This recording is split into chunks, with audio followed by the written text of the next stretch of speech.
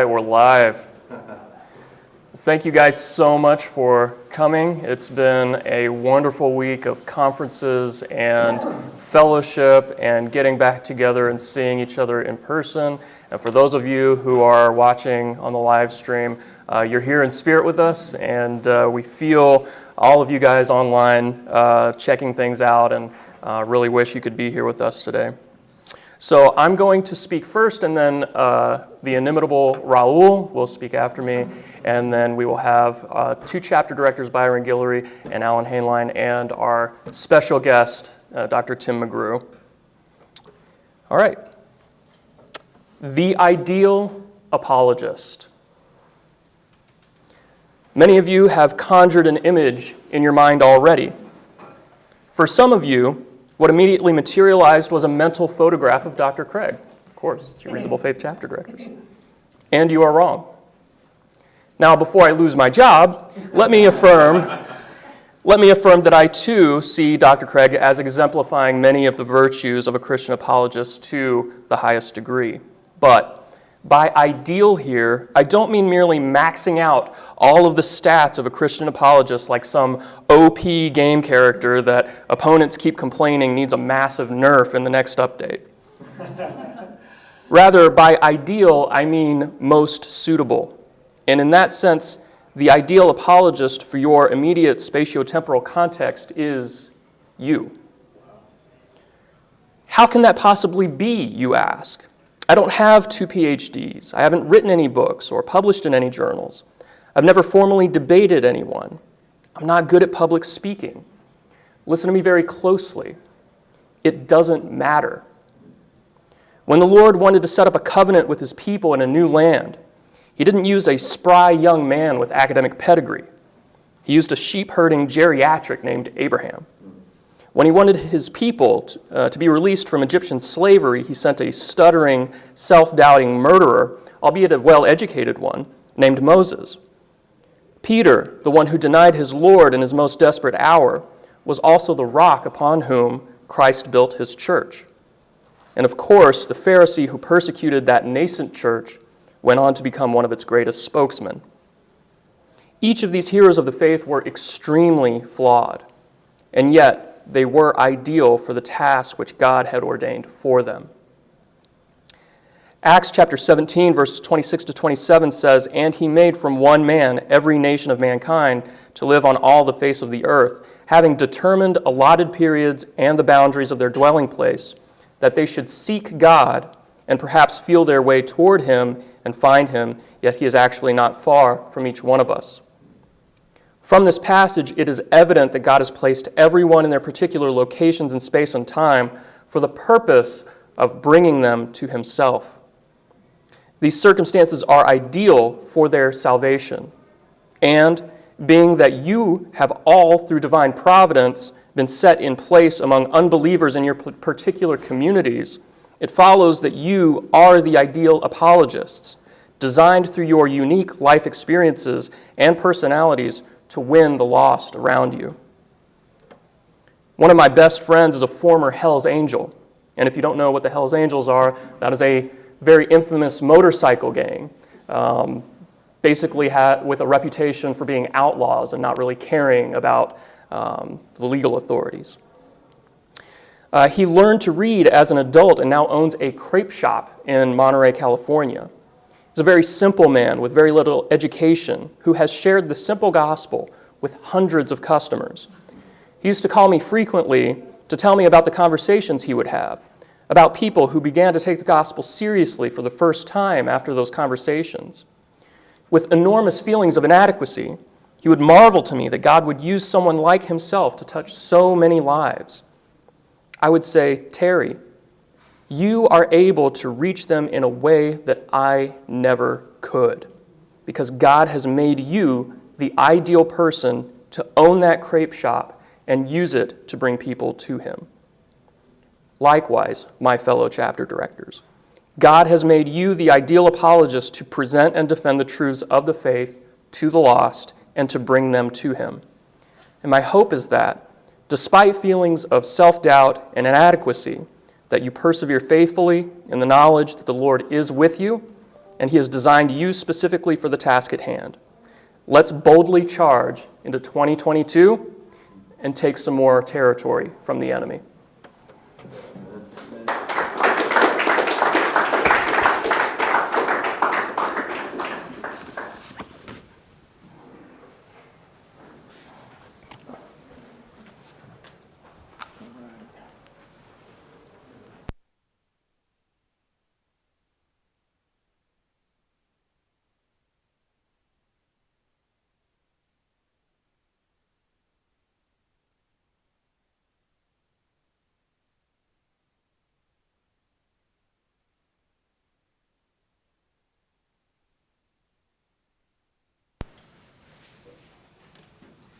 We're going to get there. Just hang on.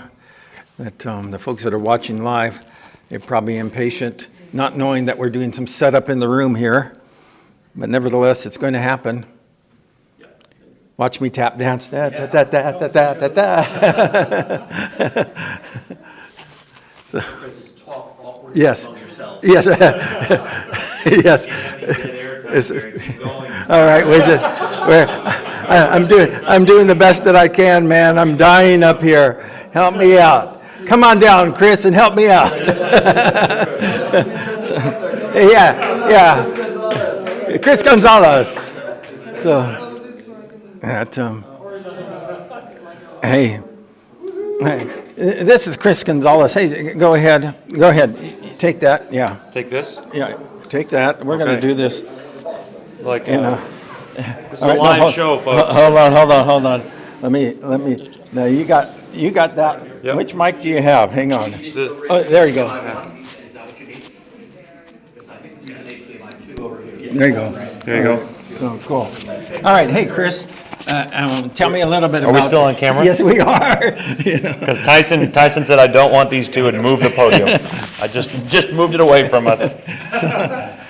So Carrie, you've heard of Murphy's Law, is that correct? No, I haven't. Tell me about it. Murphy's Law is that anything that can go wrong will go wrong. Exactly. Right? Yeah, I've been there, done that. During the presentation here, I was hearing about Cole's Law. Have you heard of that? No, I haven't. Well, it's just mostly thinly sliced cabbage. Coleslaw. I get it. Yeah. Thank you. Coleslaw. Get out of here. That's on you. All right, here. This is your mic, Raul. And I'm going to just go ahead and hook you up. Oops. All right, let's put this in your pocket here. Oh, I can't do that. You can put that in a pocket. There you go.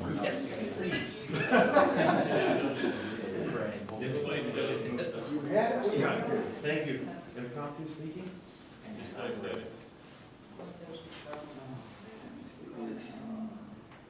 There it is.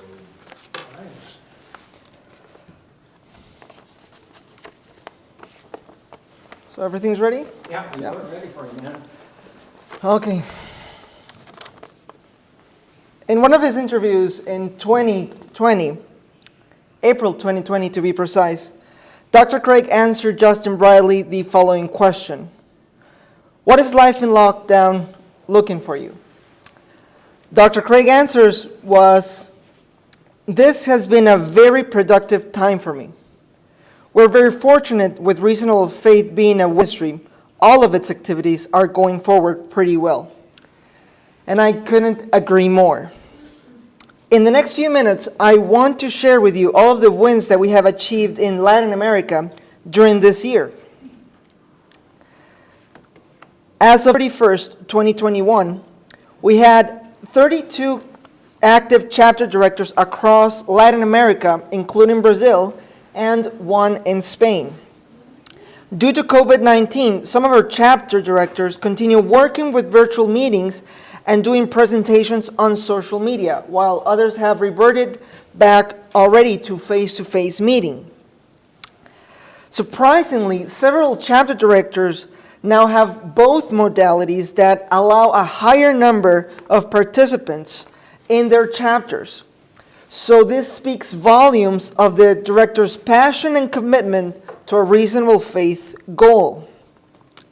And to illustrate this, I want you to compare with the numbers that we had in the last 2 years. This is a small graphic that I put together from when I started working with the chapter directors in Latin America in 2019. And you can see that, for example, in Mexico, we had only 5 chapter directors when I started, and now we're 13. So we almost duplicated, we more than duplicated our numbers.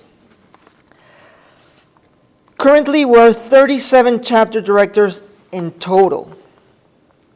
This year, we added 8 new chapters. Several chapter directors in Mexico, as you can see. One in Dominican Republic, which was a major breakthrough, and 2 new chapter directors in Colombia. So thank God that we're growing really, really fast. And this has not been easy. There's a lot of work behind this.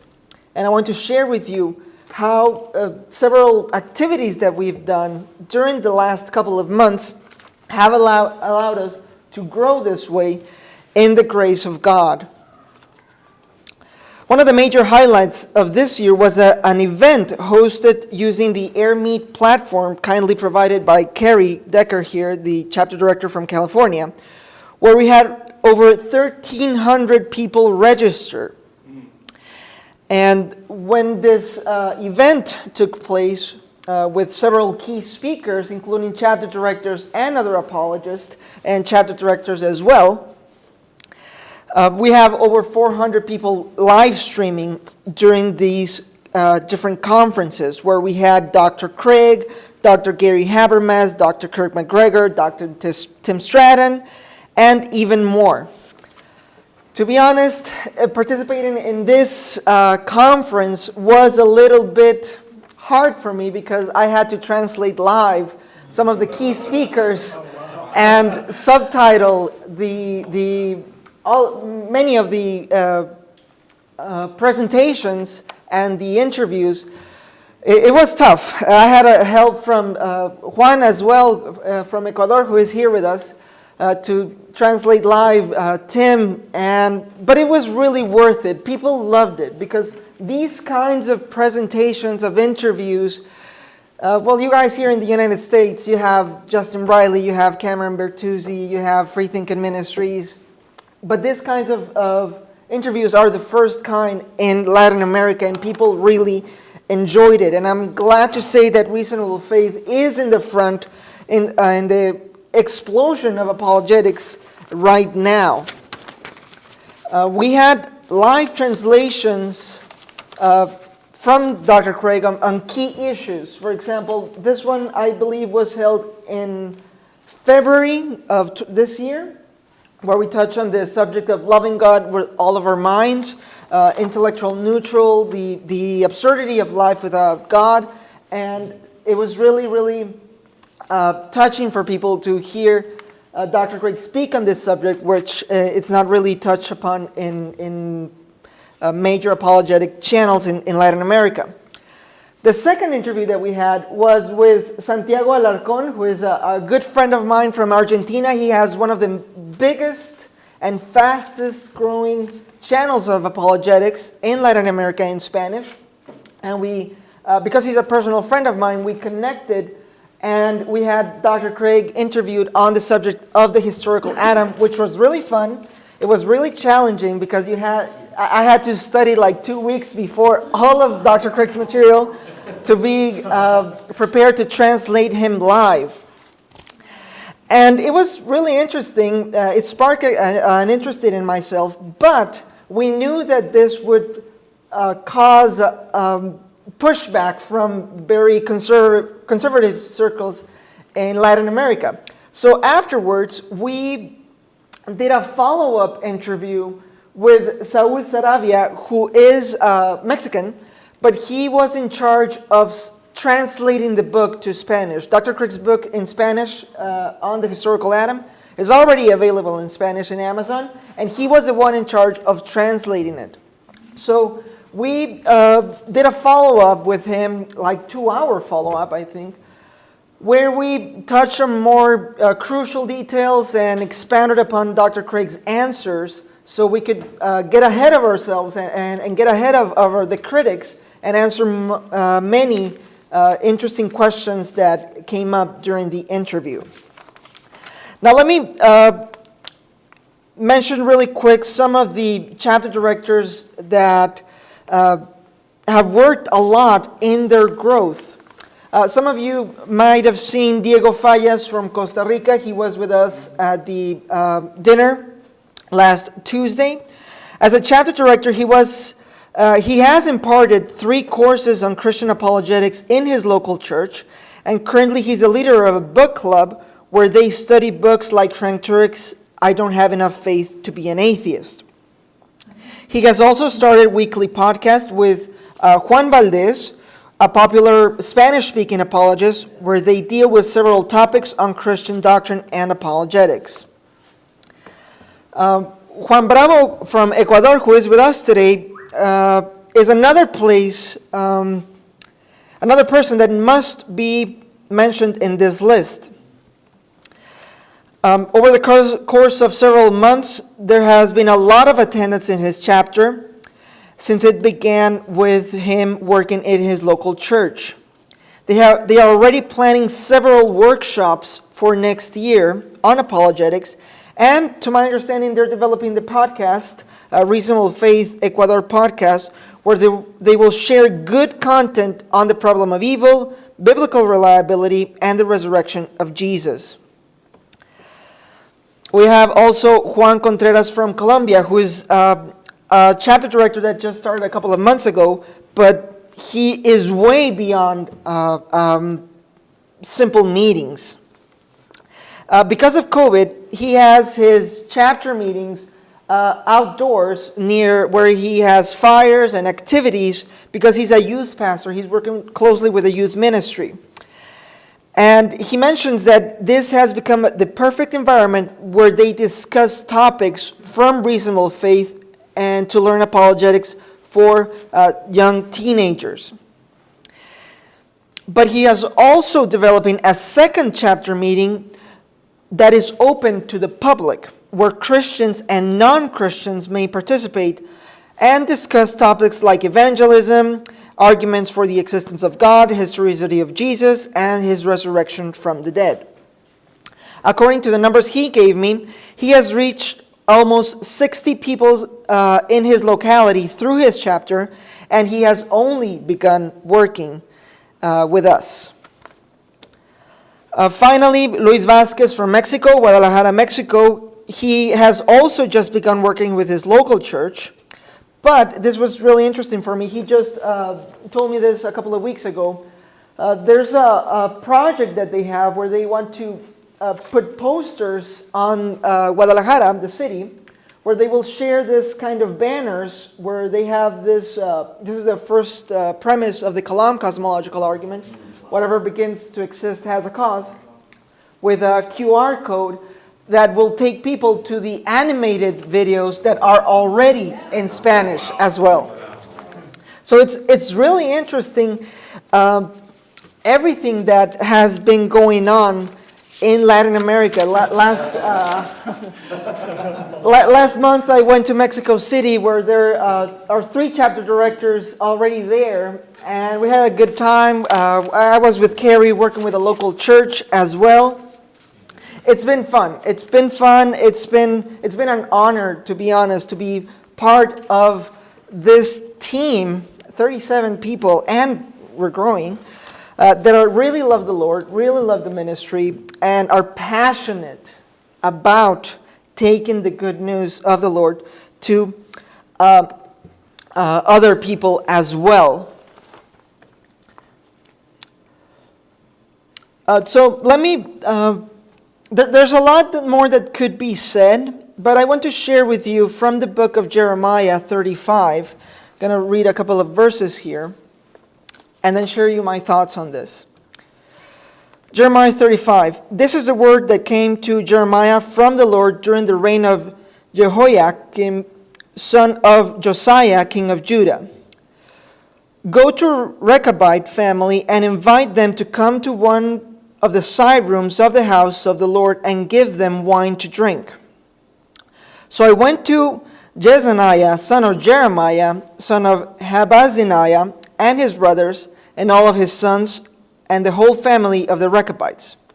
Then I set bowls full of wine and some cups before the Rechabites, and said to them, "Drink some wine." But they replied, "We do not drink wine because our forefather Jehonadab, son of Rechab, gave us the command, neither you nor your descendants must ever drink wine. Also, you must never build houses, sow seed or plant vineyards. You must never have any of these things, but you must always live in tents. Then you will live a long time in the land where you are nomads. We have obeyed everything our forefather Jehonadab, son of Rechab, commanded us. Neither we nor our wives or nor our sons or daughters have ever drunk wine, or built houses to live, or have vineyards, fields, or crops." Then Jeremiah said to the family of the Rechabites, "This is what the Lord Almighty, the God of Israel, says. You have obeyed the command of your forefather Jehonadab and have followed all of his instructions, and have done everything he ordered. Therefore, this is what the Lord Almighty, the God of Israel, says. Jehonadab, son of Rechab, will never fail to have descendants to serve me."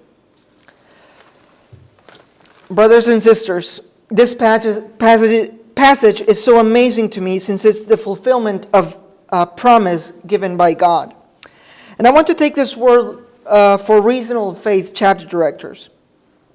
Through Dr. Craig, God has given a vision, a purpose, a command.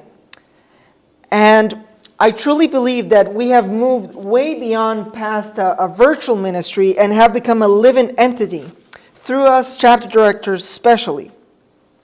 We must obey our calling. We must obey the command that God has given us. I truly believe that we can see a modern Jehonadab in Dr. Craig, because God gave him a command and he obeyed. And the promise was that Jehonadab, son of Rechab, will never fail to have descendants to serve me. So we, as students of Dr. Craig, some disciples, personal friends, we have to keep growing. And God has promised he wouldn't leave us without descendants. Many of the explosion that has happened in Latin America is because the chapter directors are close together. We have a Facebook group and a WhatsApp group where we're always talking to each other. We're having fun. We're discussing serious topics, but at the same time we're collaborating and building relationships. And I want to challenge yourself to start working together as a family, as a team, because that's how we've grown in Latin America, and I am sure that many of you can start working with each other as well. It is my prayer that God will bless each and every one of your families and your chapters, and we can see greater things in the next couple of years. Thank you very much. All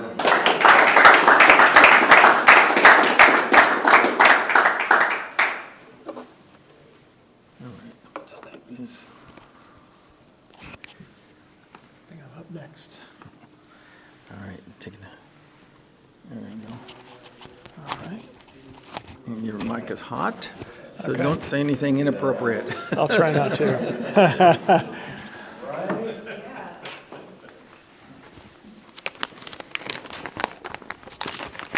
All right, we have a seamless transition here. Thanks so much, Raul. That's very inspiring, very encouraging what God's doing. My name is Alan Hainline, and I lead a Reasonable Faith chapter at University of Texas at Dallas. I don't need it, yeah. I wanted to share just a few thoughts about making our chapters more geared towards outreach, and in particular, trying to reach out to universities, which I was encouraged even just talking at our table today. I was hearing more about what is going on the campuses. Many chapters are reaching out on campuses, and I was encouraged to hear about UC San Diego. Has been around for 11 years. It's about our age as well. So it's really great to see. I know we're also glad and thankful for what God's doing through Ratio Christi on the campuses, but we know that we're not on all college campuses. We know that there's a big need out there. We know that Christians have neglected the university environment for far too long, and we're reaping severe consequences as a result.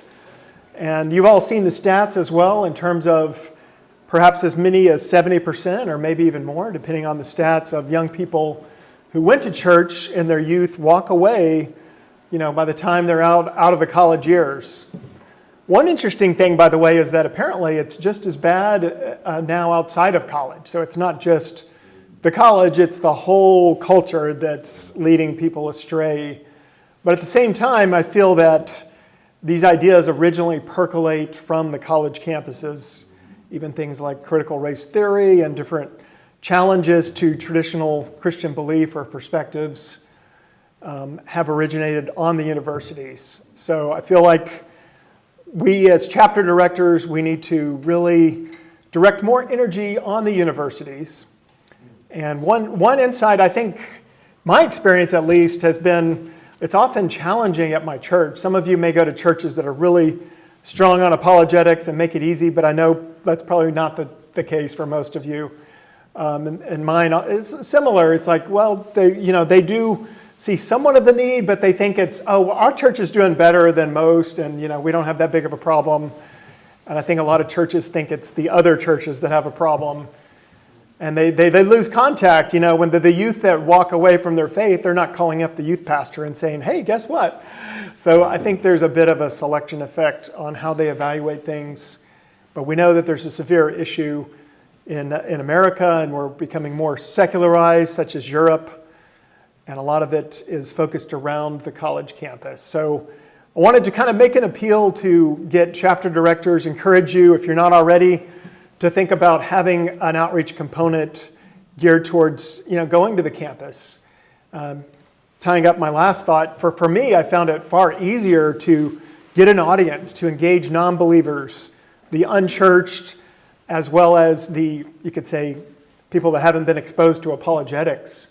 We have students that we meet that go their first day. Well, our president spoke last night at our chapter. And when he first came to the university, even though his dad was a music minister growing up in Houston, he had lost his faith in God. His brothers have lost their faith. And he wasn't getting the answers. It was a smaller church. They were well-intentioned, but they weren't able to answer his questions on objections. But he connected with our group right at the beginning of his college career. And a year later, he was our president and doing missions with Baptist Student Ministry. And he's just a brilliant guy, and so he's now making this huge impact, still teaching apologetics. So in my experience, it's far easier once there can be challenges to getting established on the campus, but once you're there, and if you stay around a while, as I'm sure you've seen in San Diego, you develop partnerships, they start finally trusting you after a while, and a lot of exciting things can happen. Special events where you bring in speakers. And we've even had situations, for example, where the Muslim Student Association, they came to us and wanted to do a joint event. And so they basically, they had and this was kind of interesting because he himself was sort of an evangelist for Muslims. He was more winsome and more engaging than the average Muslim, and they were willing to do this dialogue. And we brought in a speaker that basically was able to then share the gospel. He wanted to be winsome, so it wasn't the usual just name calling or whatever. He conceded some things. It really was a very effective way to explain about Jesus to the Muslim community. They want to meet again, actually.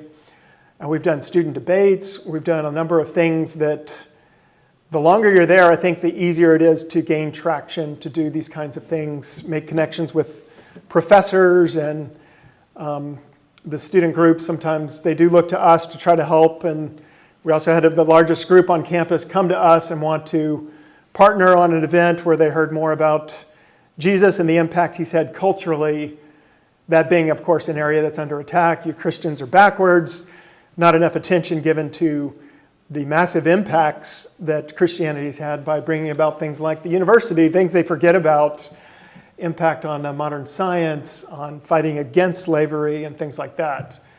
So encourage you, there's a lot of different avenues for outreach. It doesn't have to just be the university. High schools as well. We were meeting weekly on 2 different public high schools in the pre-COVID era and found that to be productive as well. And that was an even easier barrier than college. We just needed like 1 student and find 1 teacher, which was easy to do through the local church. And we were able to meet on campus. We had Tim McGrew speak there and Frank Turek, and drew in large crowds. One of the cool things too, actually, is that you're able to advertise for free. Once you have a chapter at a high school or a college, you're able to put out advertising around campus, which almost serves itself as a form of like evangelism, where you're able to put up a poster that says, come hear the historical case for the resurrection, or why faith can be reasonable. And so even the casual person passing by that may not come to your meeting, at least they're being exposed like, hey, there are people out there that are defending Christianity intellectually. Or the friend like Brian, the president of our club, former president now as he's graduated, but who came just thinking there weren't going to be answers, and he realized, hey, reasonable faith, I got to check that out. So we need to be out there on all the campuses, I think. And I think that it's a lot easier than you think once you kind of get your foot through the door.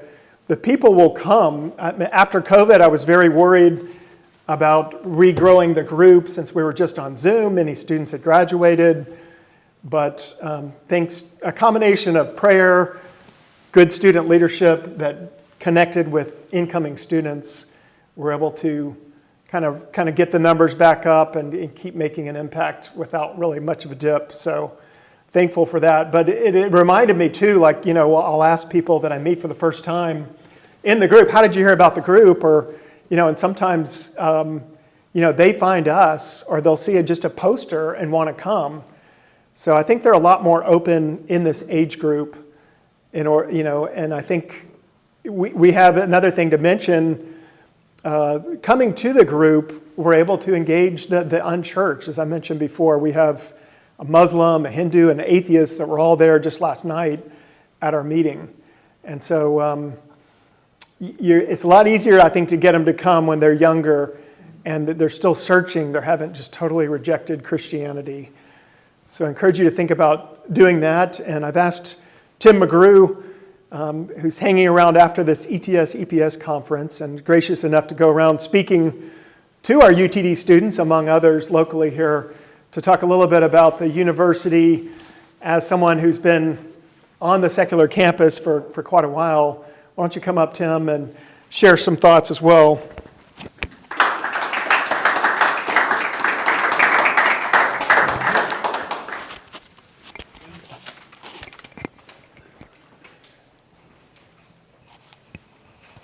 See if we can do the low maintenance version of that transfer. Did that work?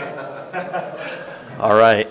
Thank you guys for being willing to have somebody here who's not actually formally affiliated with Reasonable Faith. My big excuse is that Alan invited me, and I did get to shake Bill's hand yesterday after he came to my wife's session. So I will try to keep my remarks brief. You guys are the people with more expertise, boots on the ground. I am a faculty advisor for Oratio Christi chapter and have long been interested in apologetics on university campuses, and so I'll speak to that with just a few things.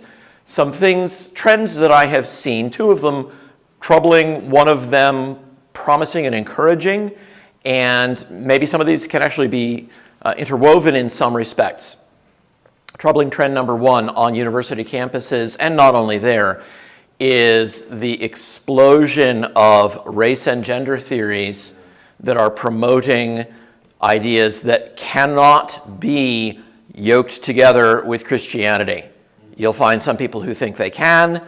They are wrong. You'll find some people who think they can't, and therefore Christianity has to go. And that is coming at you. The light at the end of the tunnel here is the headlamp of an oncoming train. This is not a small thing.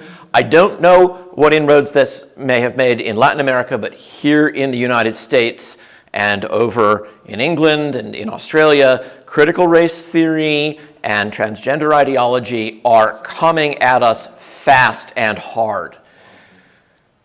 There are things we can try to do. we can and should refer to Jesus. We should say, yeah, well, why don't you think that we can have, how many are there now? I forget, how many genders are there? 30 something? Are you sure that's just not like last week's number? And we can say, look, I'm a Christian, I stand with Jesus on this. Jesus said God created male and female. And don't be shy about this. Hide behind Jesus. If they want to attack you, make them attack Jesus. Get at you through Jesus, right? Like, I'm with him. And so that's something that you can do. But something else that you can do that I think is increasingly important is remember that apologetics is a defense. And to defend, you've got to defend against whatever the accusations are that are being thrown at you. Many of us have come to apologetics because we had our own questions, and those questions often were, but is it true? Did Jesus rise from the dead? I want to be able to defend that. And that's great. That's where my natural affinity goes. That's a question I want to answer. But when I became involved with apologetics on university campuses, I quickly discovered that that was not the only thing or even the main thing that I had to do to defend Christianity and to help students. Students would come to me, oh, Dr. McGrew, you're an apologist. Can I get together with you for lunch? I got some questions. Sure.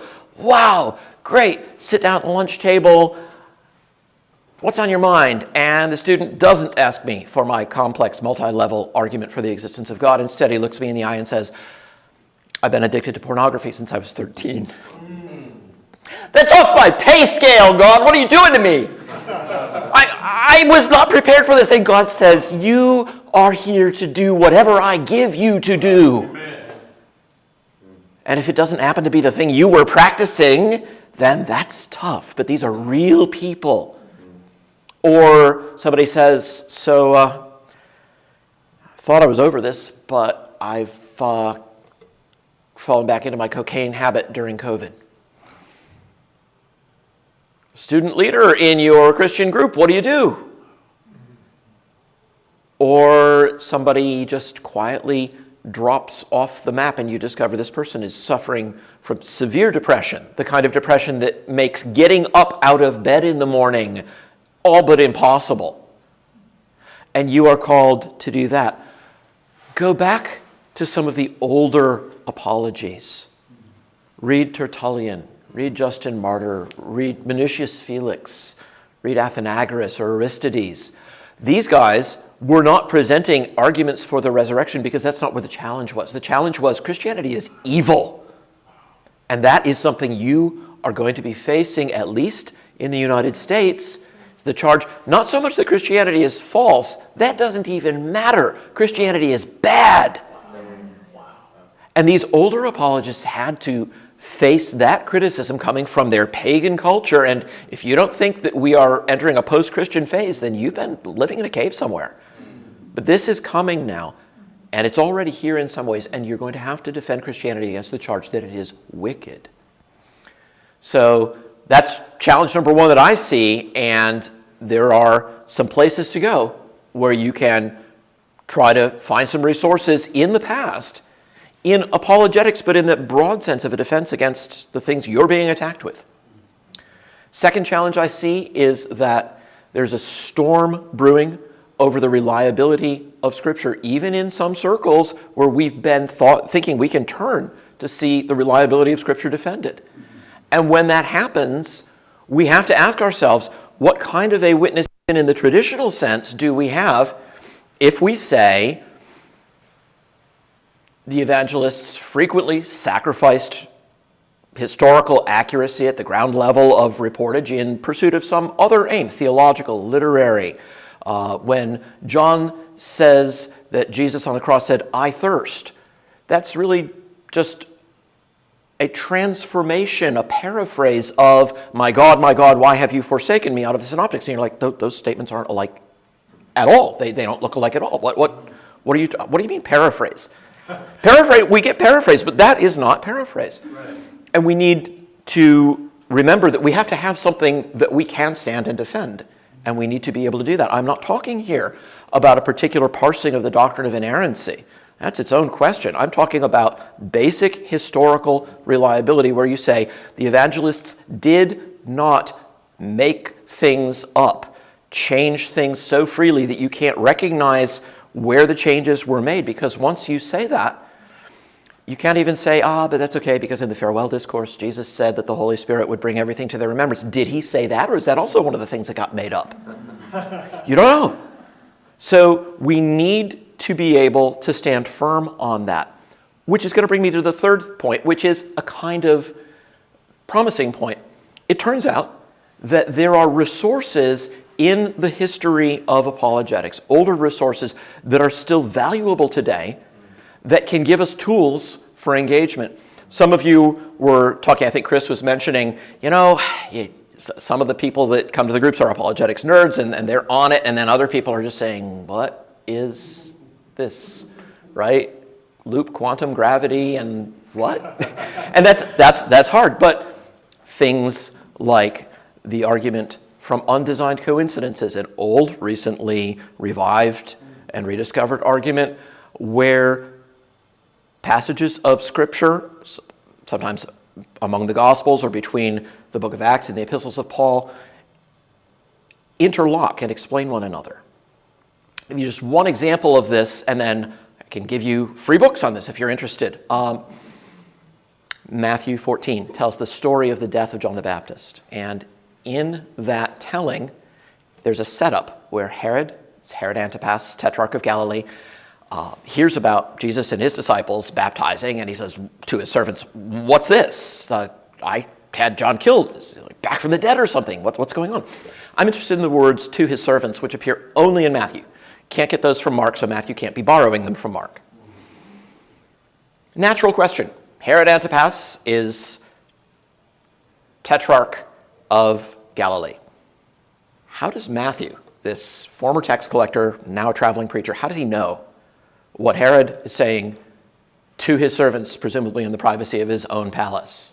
Now, maybe we don't know, right? We could say, well, I don't know. That doesn't mean it didn't happen. That's okay. And often in history, we have to do that. But you know what your skeptical friends are going to say, right?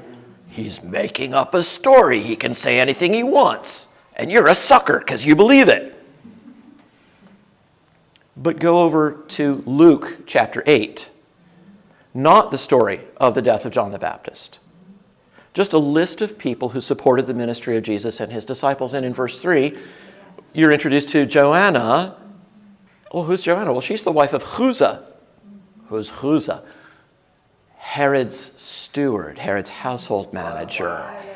And suddenly it's not surprising that Matthew would know what Herod was saying to his servants. Jesus' followers had family in the highest ranks of Herod's servants.